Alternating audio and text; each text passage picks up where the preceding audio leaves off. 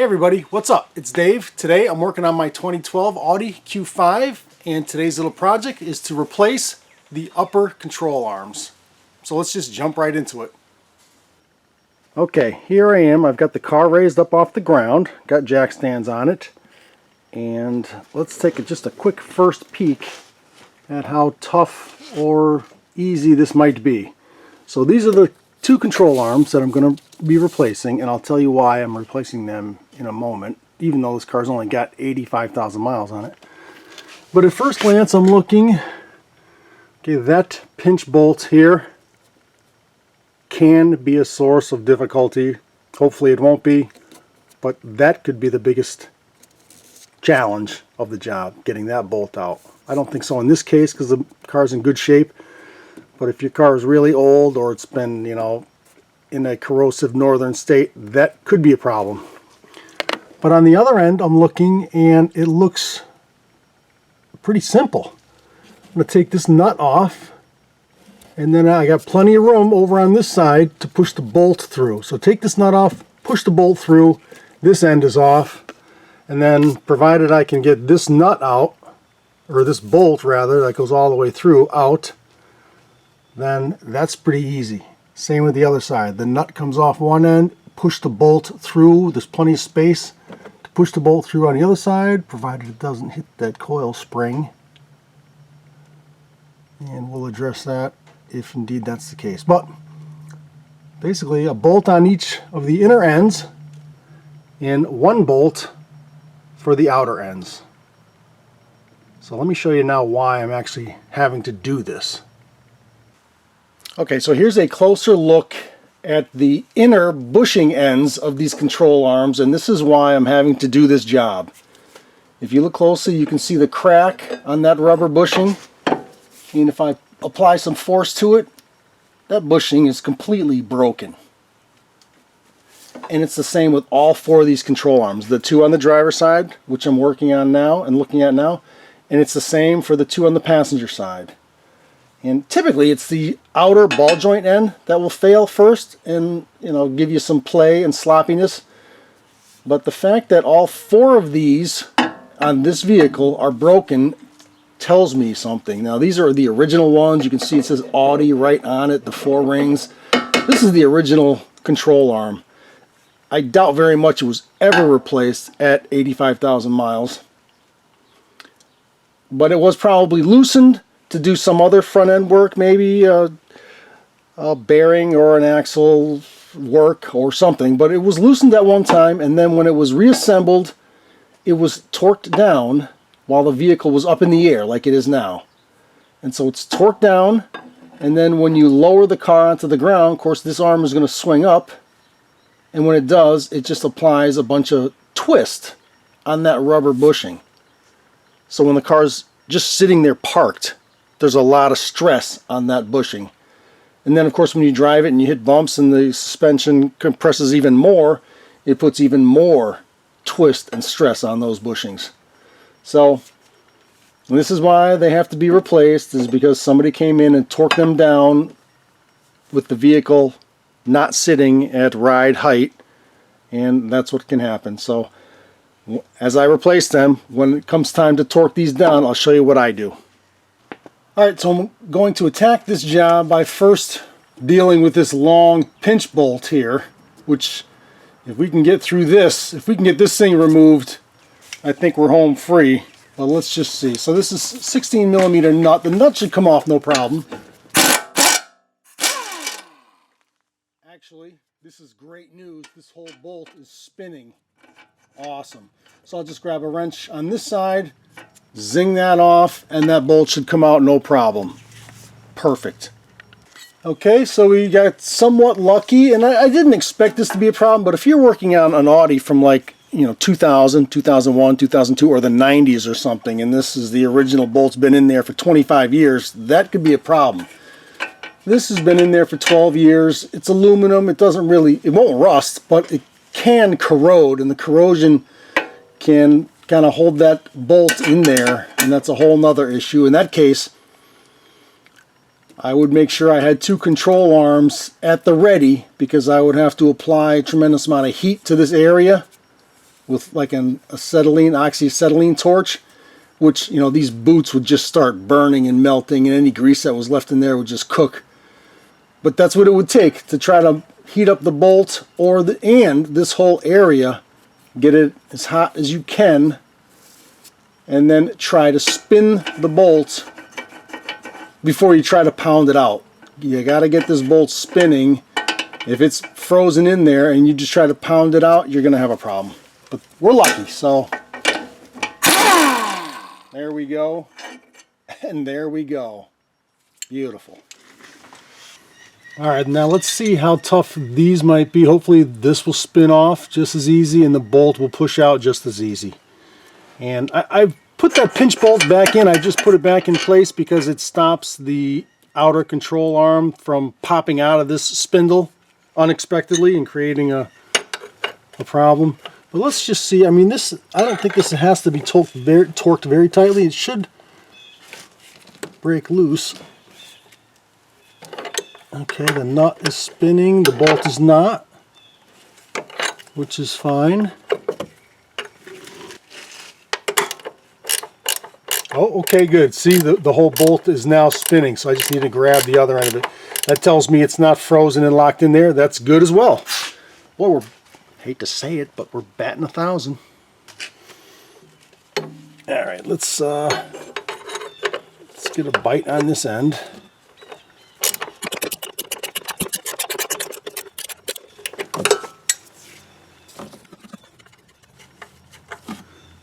Okay.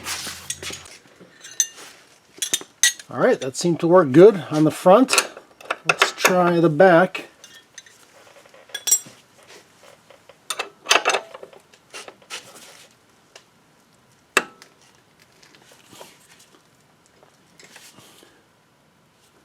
Oh, yeah, I'm tightening it.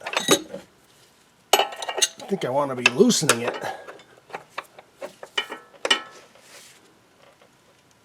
There we go, lefty-loosey, I forgot that. I'm keeping an eye. I think the whole bolt kind of spun right there, and it did. Whew.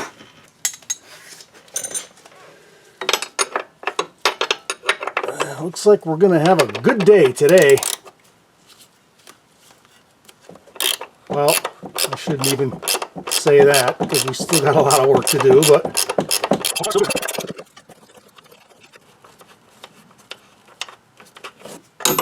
There we go.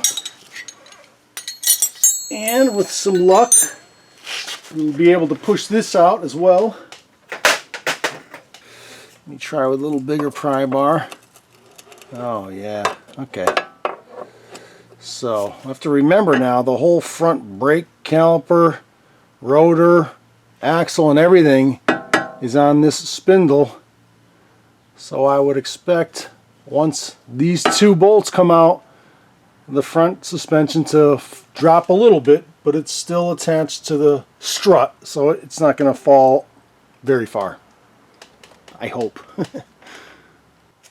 Okay, so I did place a jack stand just below the lower control arms, so if this thing does happen to drop suddenly, it's only going to drop about an inch or two. It's going to land on the jack stand, and no one's going to get a pinched finger or anything. So I'm going to pull this bolt out,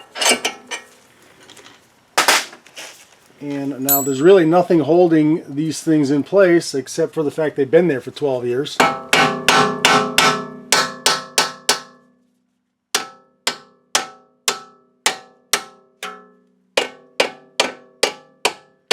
out.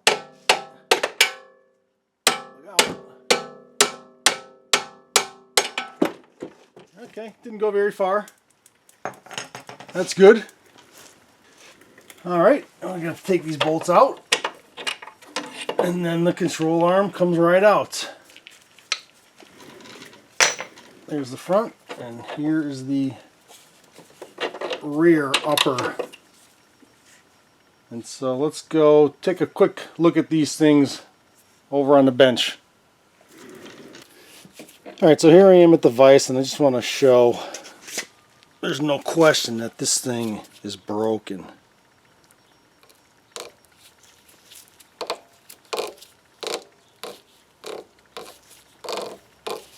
no bueno. So we're throwing these out. This end is rather easy to kind of move. The new ones are tight as heck. I can't budge the new ones. Alright, so here's what I'm putting on the car now. These are the originals. They've got the Audi rings. They came on the car. They're made by TRW. And they're quite costly, especially if you're buying 4 of them. I opted to go with these. These are also made by TRW, if you can see there. So they're also made by TRW. It says TRW on the boot as well. I don't know, I'm not saying they're the exact same quality, but they're made by the same manufacturer, and they were, you know, quite a bit more affordable when you're buying 4 of them. So this is what I'm putting on the car. They don't say Audi. They don't have the Audi rings on them anywhere, but they're still made by TRW, and that was the choice I made. Alright, now it's time to just install the new ones, which will hopefully be just as easy as taking the originals out, which I would say was very easy. So I thought about it for a minute. I think I'm going to install these inside ones first, and then fight to try to get these in place, rather than put this end in first and then fight the whole thing to try to get that in. So I'm going this route. This kit came with new one-time crushed nuts, so I'm going to use those. And so there's 2 different length arms. The long one goes in the front, the shorter one goes in the back. So from behind, I'll slide in the bolt.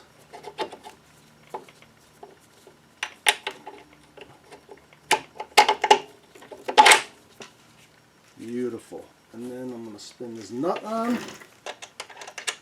It's okay, I can't see what I'm doing either, I'm just feeling. So there we are. That's the long one. Now the short one goes on the back for the rear one. And again with a one-time crush nut to put on there.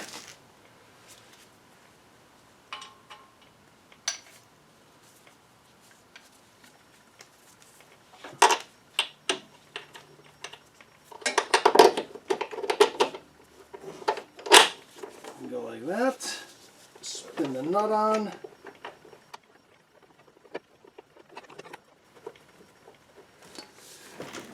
Now we have those in place, and what I like to do now, since I still have a bunch of space and area to work with, I am going to tighten these nuts down until they're just kind of flush, and so that once the car's down on ride height and I want to tighten those, I don't have to, do all of this work. So I'm going to do all of this work to get them close while I have the space. So I'm going to use a 16 to hold the bolt, and a geared wrench.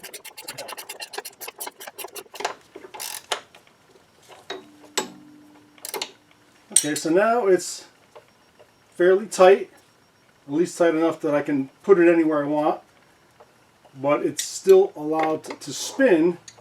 And then when I get this in place and we get the thing up to ride height, then we'll torque it down, and then we'll be resting like this. It'll be fine. What was done before was it was tightened here, and then the car was put on the ground after it was tightened, and then it was just twisted up to this point, and it sat there, and then when it went up here it really twisted it, and it just put too much stress on it, and it failed. So let me tighten up that one to this point, and then we'll start tackling the outer ball joint end. Okay, this might be the trickiest part. I'm going to try to get my knee underneath this spindle and lift it up, or at least maybe just put it in position. Trying to get these 2 things in place. Let me grab a rubber mallet and kind of see if I can tap those in. So supporting this whole assembly with my knee, I'm going to use the rubber mallet.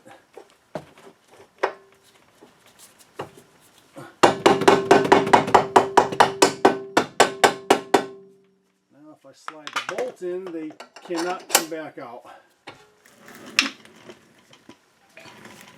And the reason they can't come back out is because we got this little channel here, and the bolt is fitting into that channel, so now it can't lift out.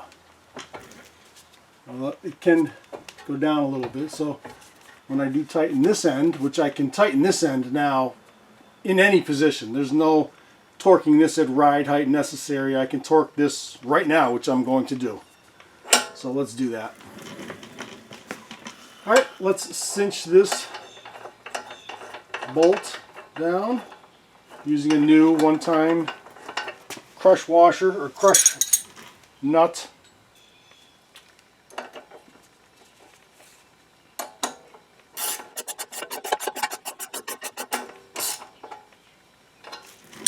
And just make sure these are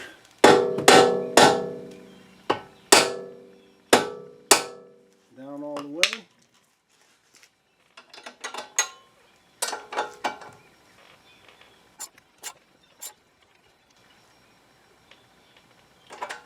I'm not sure what the torque value is on that one. I'm not going to go look it up.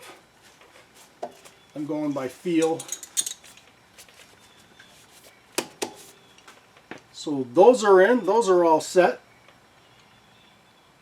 And now we need to bring the suspension up, put the weight of the vehicle on this assembly, and then we can do the final torquing of the inside rubber bushings, which was not done prior to us, and which is why we have to replace them. So here's what I'm going to do to get this front suspension in the correct position prior to torquing down those control arm bushings that I just replaced. I've put a jack stand, I don't know if you can see, the light's kind of bad. I put a jack stand right underneath the spindle, right where the lower ball joint is. And then I'm going to lower the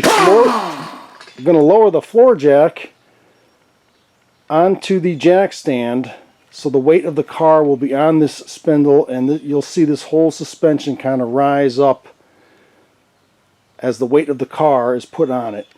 And then I will reach in there and do the final torque on those two bolts.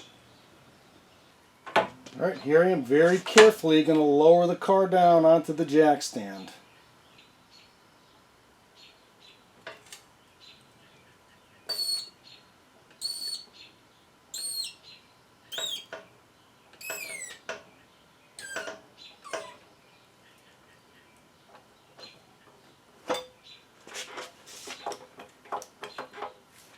Alright, I put a couple more, I lowered it completely onto that jack stand. I put a couple of pumps on my floor jack, so the floor jack is still supporting the car.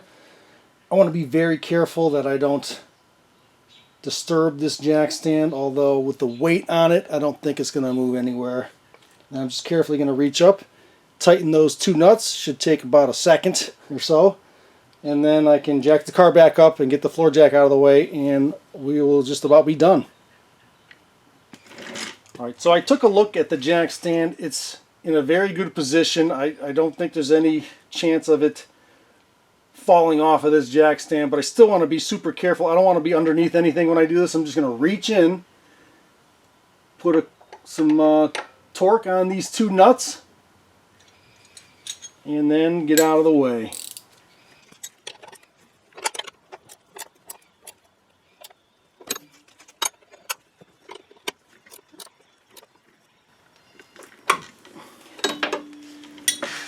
Alright, now I'm going to lift the car back up. I mean, I just think it would be very difficult to do that when the wheel is on the car. You could put the wheel on and put the car on the ground, and if you can reach in there and do that, have at it.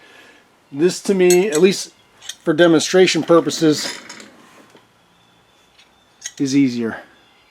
So now I'm going to jack the car up, get the jack stand out, and this job will be done on this side. So I'm going to lift the car back up.